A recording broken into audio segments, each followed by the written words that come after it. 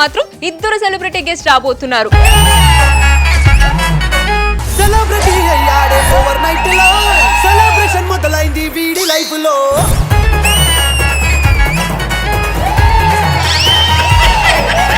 ఈ రోజు coffee with శోభ కాదు, కామెడీ విత్ శోభ అని చెప్పిన. తప్పు చెప్పారు. ఎందుకని? నేను చెయ్యం కదా.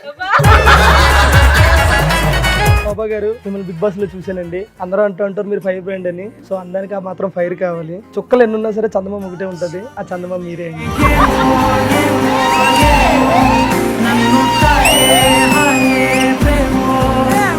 నాకైతే ఒక డౌట్ ఉంది అనమాట, లవ్ గొప్పనా ఆరెల్స్ పెళ్లి గొప్పనా? ఎవరైనా సరే ఫ్యామిలీ లైఫ్ కి వెళ్ళాలి కాబట్టి సో మనల్ని అర్థం చేసుకునే వాళ్ళు ఉంటే మన జర్నీ అనేది హ్యాపీగా ఉంటుంది. తమ్ముడికి ఎక్కువ మంది అర్థం చేసుకునే వాళ్ళు అదే ప్రాబ్లం. నేను సీరియస్ గా ఎమోషన్ గా చెప్తాను. ఎమోషన్ ఒకవేళ నువ్వేనా కామెడీ చేసుకుంటాను. నేను సీరియస్ గా చెప్తాను. అది కాదురా, కింద ఏదో కుట్టినట్టుంటే మీరు ఒకవేళ ఇండస్ట్రీలో ఉండకపోయింటే ఏం వర్క్ చేసే? ఏం చేయడు మేడం, హెల్త్ బాగాలేదు కదా. ఏమన్నారు నువ్వు? ఏంది నాకు జాతరత్నాలు గుర్తొస్తుంది. మన షో పేరేంటండి? కాఫీ విత్ శోభ. మరి కాఫీ ఏదండి? బాబు కాఫీ చెప్పి ఎంతసేపు అయింది? బాబుకు చెప్తే ఎలా తెస్తాడండి? పెద్దోళ్ళు చెప్పండి.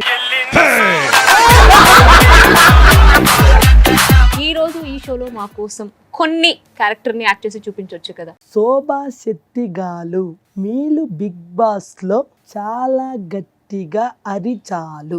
ఎందుకు? మీకు మెంటల్ వచ్చా లేకపోతే ఎదుటి వాళ్ళ మీద కోపం వచ్చా? ఇప్పుడు నువ్వు ఎవ్వరి వాయిస్ చేసావో నాదే. ఆవులికి చెప్పు.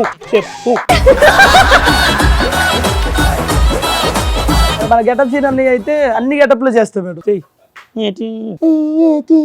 గ్రీన్ టీ బాబు నువ్వు డిస్టర్బ్ చేస్తానంటే చెప్పు. మీ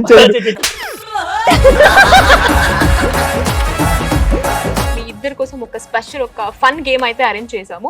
సో ప్రాపర్టీ అయితే వచ్చేసింది. ఎన్ని ఎకరాలండి?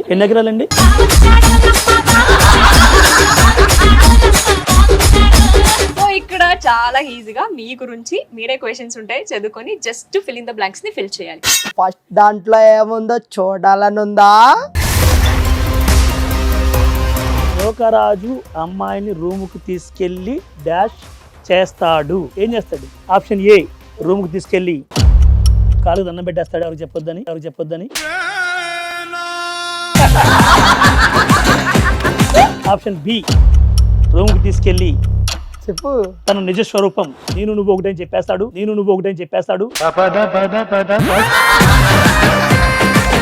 ప్రసాద్ పక్కింటి ఆంటీతో ప్రతిరోజు డాష్ చేస్తాడు అంటే అన్నాడు గాని ఆ ఊహ ఎంత బాగుందో. బేసిక్ గా క్వశ్చన్ తప్పు. ప్రసాద్ పక్కింటి ఆంటీతో ప్రతిరోజు మీ ఆయన ఎప్పుడు వెళ్ళిపోతాడని డిస్కషన్ చేస్తాడు.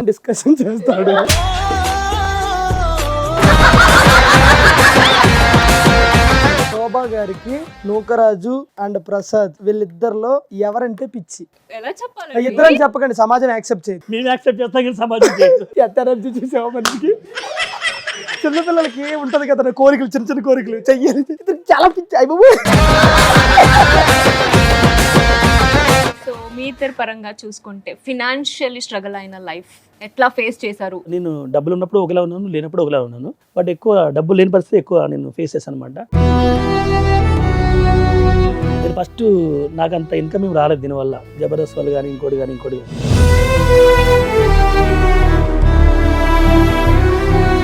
100 రూపాయలు చూడాలి అని అంటే చాలా బాధ అనిపించేది. ఎన్నో చేస్తే తప్ప 100 రూపాయలు వచ్చేది. 100ని తెలియకుండా మేము 1 వీక్ 2 వీక్ సేవ్ చేసుకుని తిన్న రోజులు ఉన్నాయి.